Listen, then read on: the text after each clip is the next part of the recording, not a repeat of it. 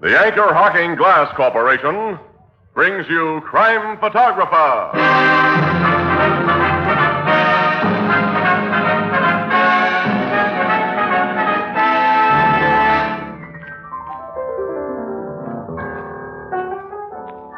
Say, Mr. Marvin, who do you think will go to the Rose Bowl this year? Well, I don't know, Ethelbert. Do you think the weather will turn any colder, Tony? Well, I can't say, Casey. Tony, you like skirts the way they are this year? Or do you think they should be shorter? Can't answer that one, Ann.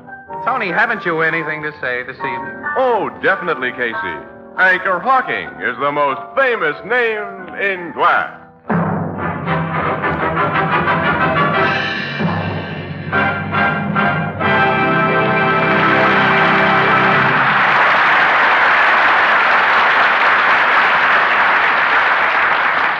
Good evening, ladies and gentlemen. This is Tony Marvin.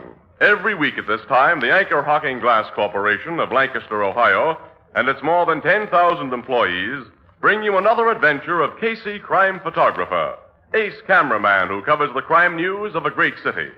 Written by Alonzo Dean Cole, our adventure for tonight, The CameraBug.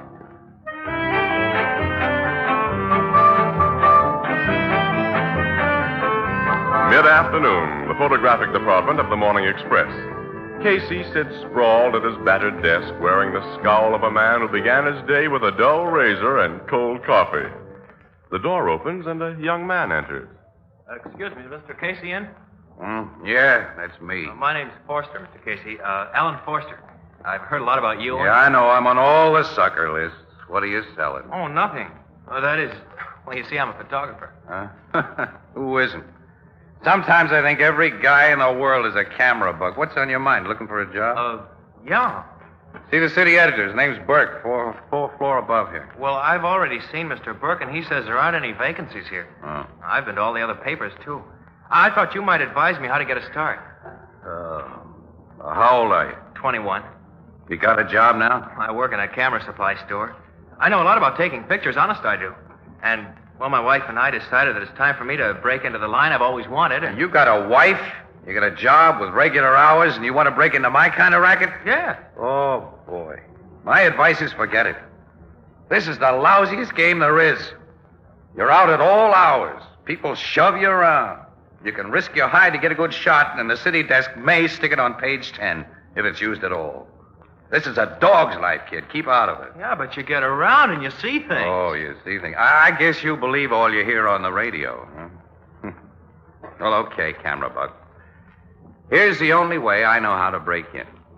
You put in about 12 hours a day on the streets with your eyes open and your camera ready. Occasionally, you'll get a news picture you can sell. If you're lucky, you may get a real hot shot that you can trade to the city editor for a steady job. But you got to be lucky. Huh? That's all I can tell you. Well, thanks a million, Mr. Casey. I'll do exactly as you say. If you do, you're letting yourself in for a lot of grief. Excuse me, man. Hello. This is Ann, Casey. You busy? Not very. Oh, I got an awful cold. How about going over to the Blue Note? I'll meet you there in 5 minutes. Okay. Gee, you got to rush somewhere in 5 minutes. That means an important assignment, huh? Yeah, very important. Well, I won't keep you, but thanks again a lot. Good luck to you, kid. What's your name again? Forster. Alan Forster. Well, so long, Alan. Drop in again sometime, and remember, I've warned you. Guys in this racket lead a dog's life.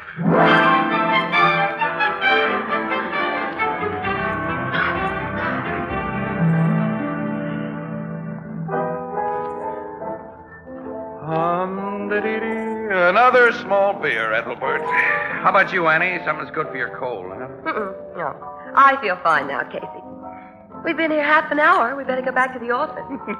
Annie sounds like a frog. Well, don't worry, Froggy. City desk knows where we are. Burke will phone if anybody calls or anything comes up. Pretty soft for you two, I'd say. Wished I was in a business where I could take time off in the middle of an afternoon. Hey, listen to this guy, Annie, will you? You should have the kind of job we have, Ethelbert. That's right. Sure. I hear you crabbing about it all the time. But you should endure what us bartenders goes through. How'd you like to wash and wipe 1 million glasses every day? And flush out the beer pipes? And answer the... Yeah, excuse me, the telephone. Yeah. Blue Note Cafe, Ethelbert speaking. Hey, there here, Mr. Burke. Just a minute. Uh-oh. Your city desk, Casey. All right, give me. Casey speaking. Now, Burke, we're not always here. It just seems like always. Okay. Yeah, I got it. 12th Street, just south of Locust. Homicide Bureau's already on the job, huh? Well, you know, when you get a delayed report like this, we can't bring you anything that everybody else hasn't already gotten ahead of us. Okay, we're on our way. Goodbye. What is it, Casey? Come on, Annie. We got to see what some shooting's about. Shooting? Yep, slight case of murder, Ethelbert. Goodbye, pal. So long. Say, Casey, you didn't pay. Oh, well, bartending's a dog's life.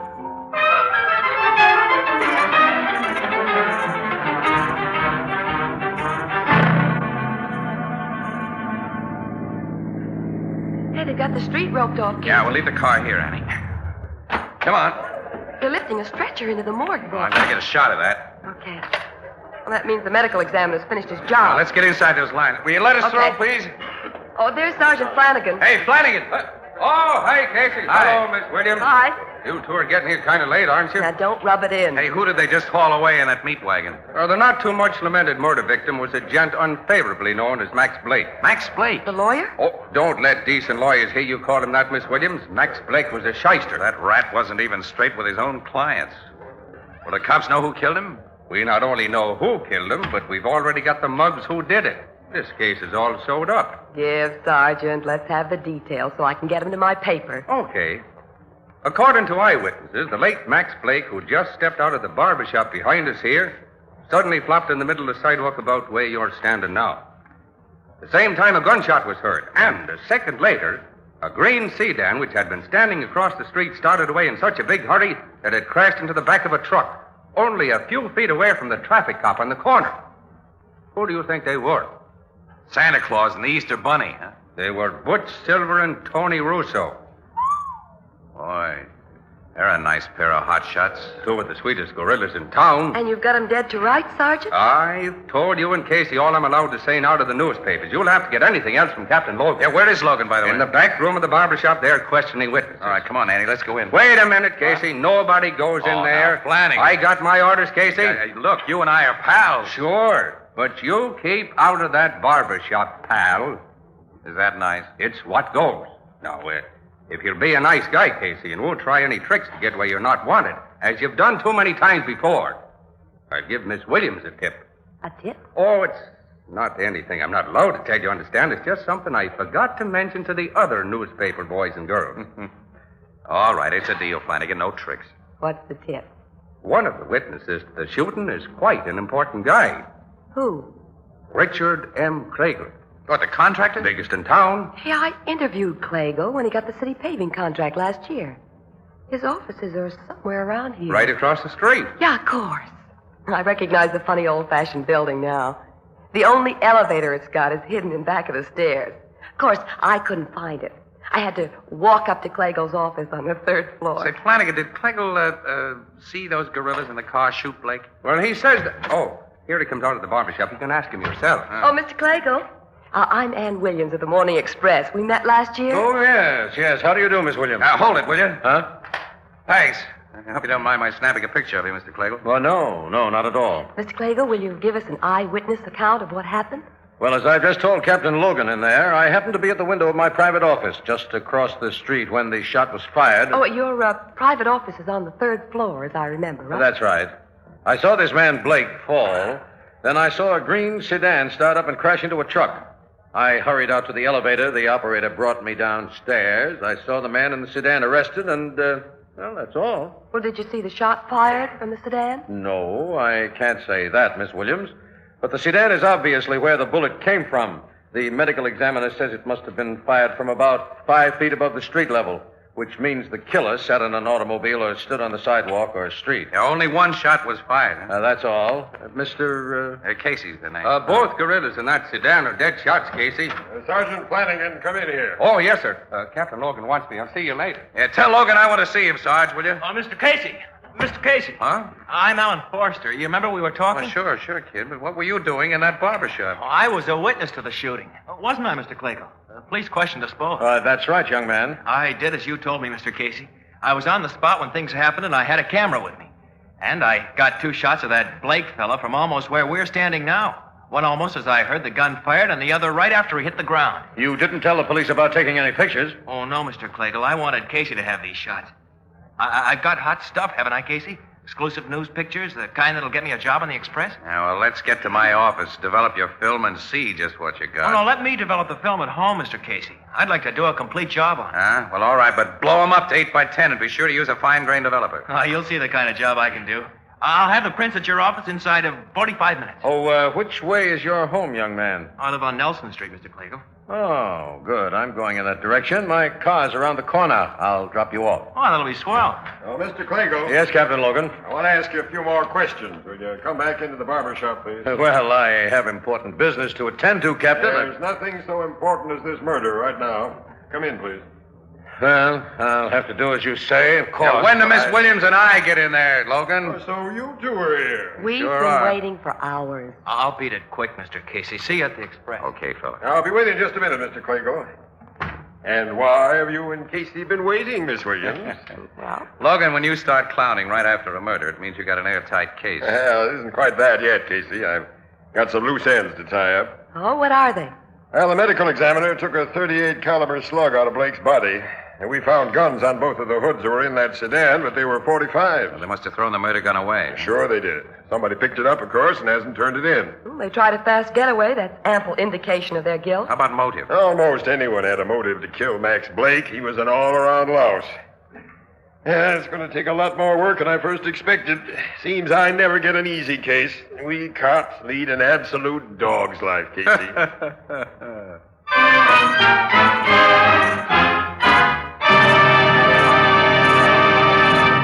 Our story will continue in just a moment. You know, Alex, I really like good, wholesome beer and ale. So do I, Tony. But there's one thing that's always bothered me, and that's the way empty bottles clutter up the back porch and basement. And that's one of the big reasons for the new Anchor Glass one-way no-deposit bottle. Oh, you're right, Alex. You never have to bother about returning empties to the store. When the bottle is empty, you get rid of it as you would any other food container. And you don't have to bother about deposits. No more fussing with extra pennies. And the new Anchor Glass one-way no-deposit bottle is a glass bottle. And because it's a glass bottle, it brings you beer and ale that tastes as beer and ale should taste. Clean, clear, sparkling, unaffected by any foreign flavors. No cloudiness, no discoloration. Beer that's brewery bright. Is it any wonder that the new Anchor Glass one-way no-deposit bottle is sweeping America? For perfect flavor, demand beer in glass bottles. For extra convenience, demand your favorite brand in the new Anchor Glass one-way no-deposit bottle. A product of Anchor Hocking. The most famous name in glass.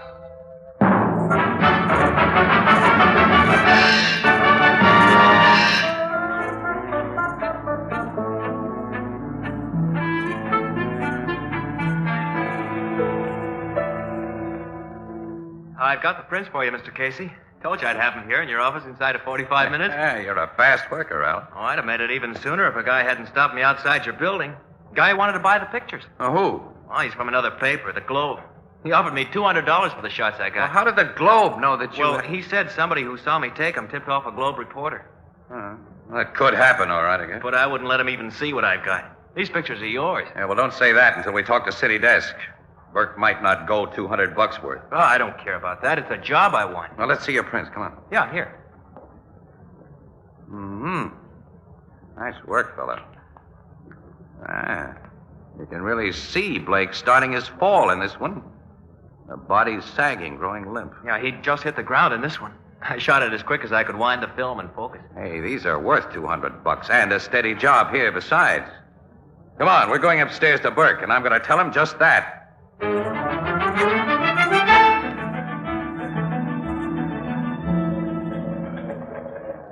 Well, Well, $100 for the 2 pictures is my limit, Casey. And we don't need any new staff photographers. Burke, no other paper in town will have these shots. They're worth every cent of the $200 the Globe has already offered, and we can use this young fella. Are you telling me how to run this paper? It's okay, Mr. Casey. I'll take the 100. You're crazy if you do, Alan. You seem to be acting as this young man's agent rather than as an employee of the Express, Casey. What's to be your rake-off on this deal? What? You don't mean that, do you, Burke? No. But 100 is tops. Come on, kid, let's go. Okay. Casey, you know I didn't... Sure, but someday you'll make one of your... nuts to you. Oh, gee, Mr. Casey, I'm terribly sorry. Never mind. It's all right. I told you this newspaper racket was a dog's life, fellow. Now maybe you believe me. Take these pictures to the Globe and get you $200. Well, I hate Well, you'd be crazy to do anything else. Did you, make any extra prints of those shots? Yeah, 2 of each. Well, could I have the extras? I won't use them, of course. Just that they're nice, clean camera jobs. I'd like them to remember Bert by. Sure, here they are. Thanks. Now, take the others to your Globe guy right now. In this racket, a guy has to sell to the highest bidder. I tell you, it's a dog's life.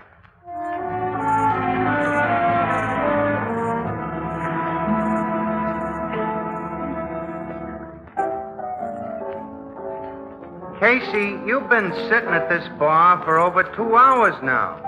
Ain't you ever going back to work? Well, not sure I am, Ethelbert, at the Express. Oh, now stop being sore at Burke.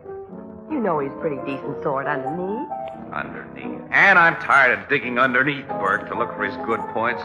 You know, for 2 cents, I'd go over to the Globe myself and strike Curtis for a job. Now, there's a city editor who knows values, and he's also an okay guy, too. Well, thank you very much, Casey. Huh? Mr. Curtis. Hello, Miss Williams. And when do you want to start work on the Globe, Casey? Well, I haven't exactly made up my mind to make any change, Mr. Curtis. You're just crabbing about something, eh? You'll never leave the Express. The Express is... Well, good paper. and Okay. Yeah, but we sure let you pull one over on us today, getting those exclusive murder pictures for only $200. What exclusive murder picture? The Blake killing, of course. Give Mr. Curtis a drink on me, Ethelbert, will you? Sure.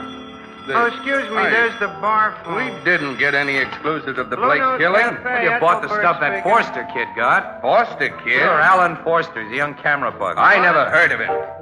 You'll have to speak louder, ma'am. Wait a I can't minute. hear Say, what, Curtis, huh? didn't you send a guy from the Globe to buy those shots from... Casey, I haven't the vaguest idea of what you're talking about.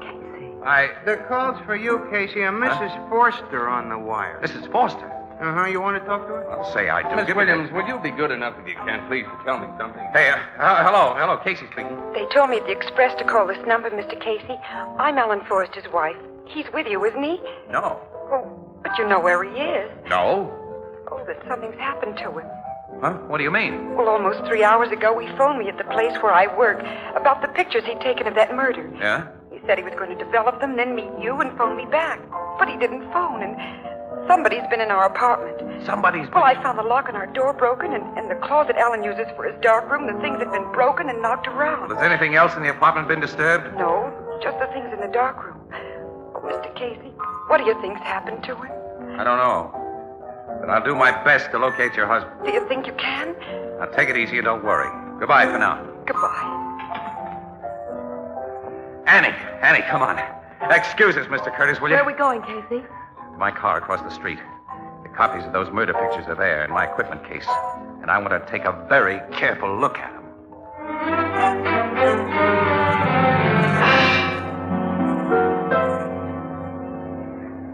Oh, Annie.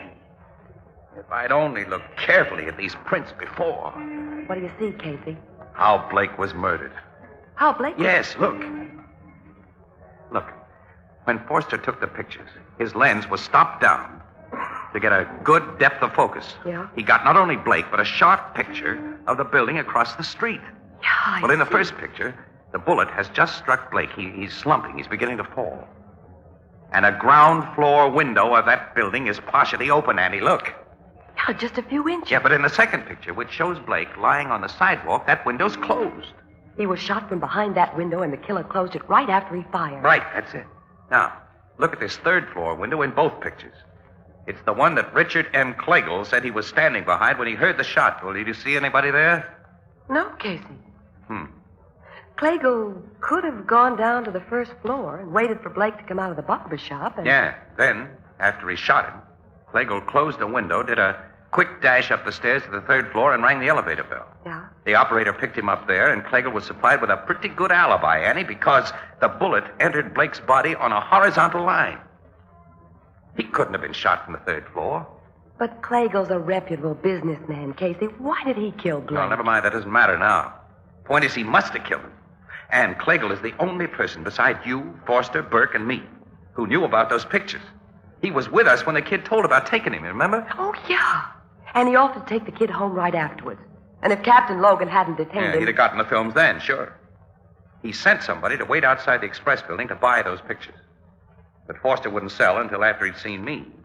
And then I played into his hands by telling the kid not to accept Burke's chiseling offer. The phony Globe reporter got him into a car after he left you and kidnapped him. Because the kid only had prints of the pictures, Annie. Clagle had to have the negatives, too. So he or the guy working with him broke into Forster's apartment and got him.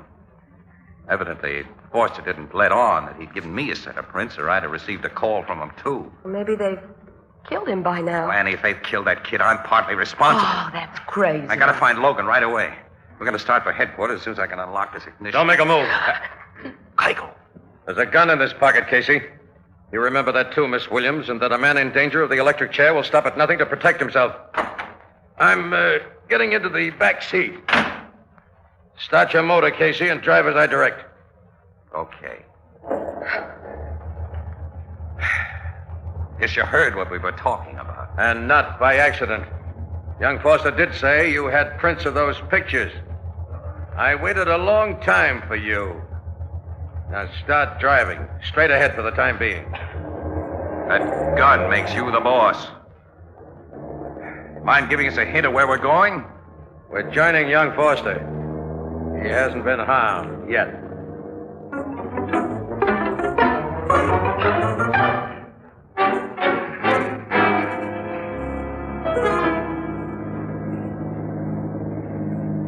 Drive right up to that big door, Casey. Okay.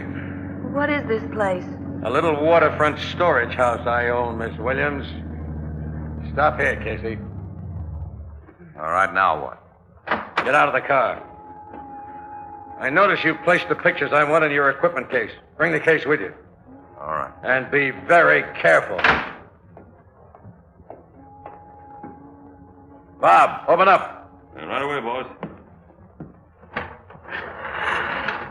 Well, I see you got the guy you went after plus a dame. Yeah, Bob, just as you got Foster. Now step inside, you people. Casey. Hello, Alan.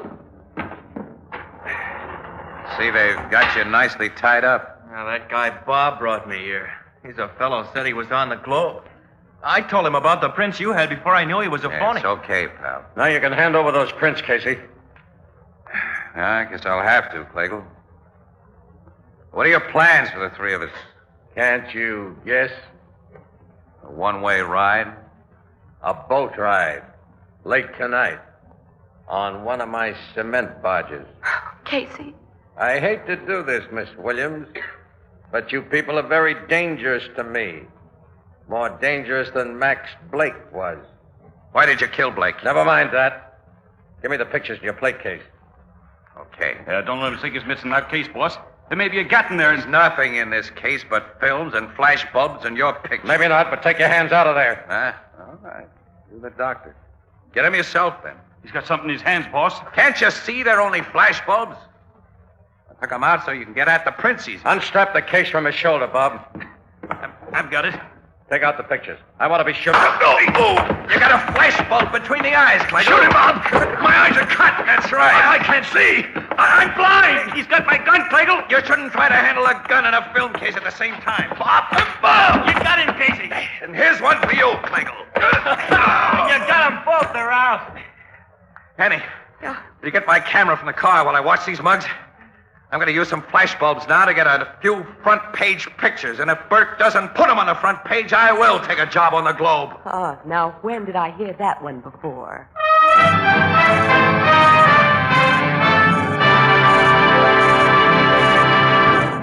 We'll join the crowd at the Blue Note in just a moment. If men had to clean pots and pans every night, they'd really do something about it. They'd go right out and invest in a complete set of Fire King oven glass. If only because Fire King oven glass is so amazingly easy to clean. Now, if you've been using ordinary pots and pans, you have no idea how much kitchen drudgery Fire King oven glass will save you.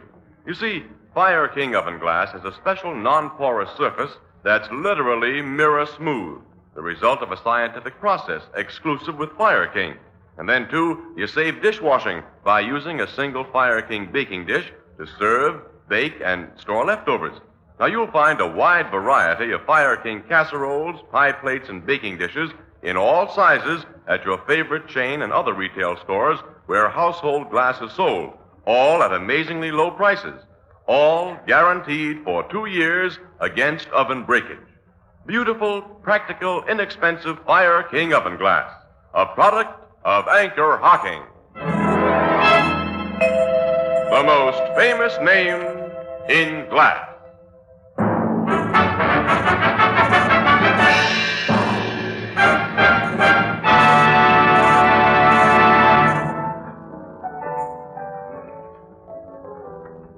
Why did Clagle kill that guy, Max Blake, Casey? Well, Ethelbert, shyster criminal lawyers like Blake are sometimes blackmailers. Well, Blake was. Clagle was paying him and finally got tired of it. Yeah. Clagle knew that Blake patronized the barber shop across from his office building and invariably went there on Saturday afternoon.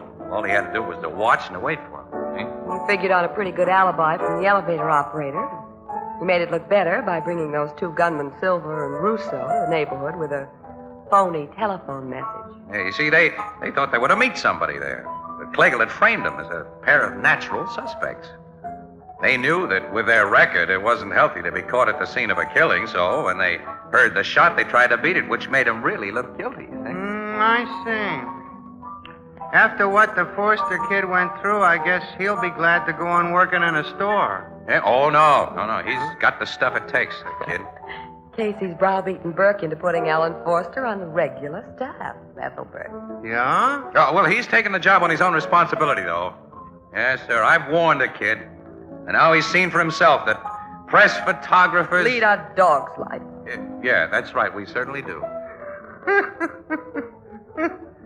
Casey, as my sister Edna says, quote, them as complains about leading a dog's life seldom want to trade places with any other breed of animal. Unquote. Give Casey another Fido biscuit, Ethelbert. Pour it in his usual glass.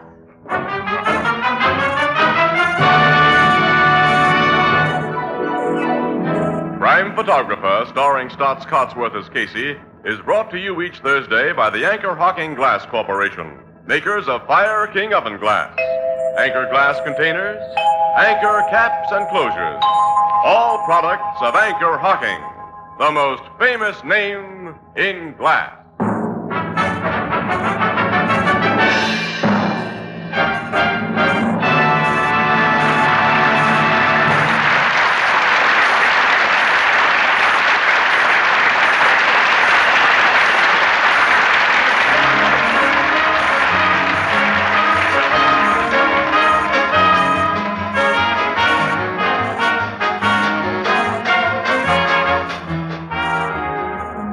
Photographer is directed by John Dietz. The original music is by Archie Blyer, and the program features Miss Jan Miner as Anne and John Gibson as Ethelbert.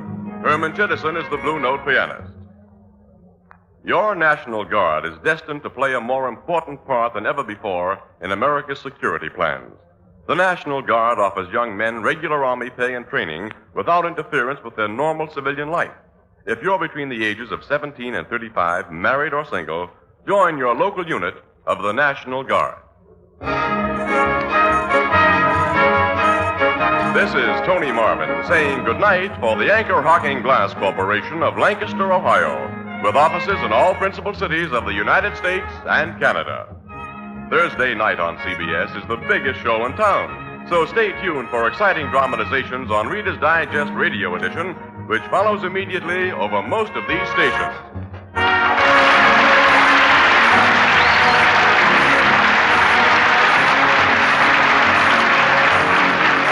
is CBS, the Columbia Broadcasting System.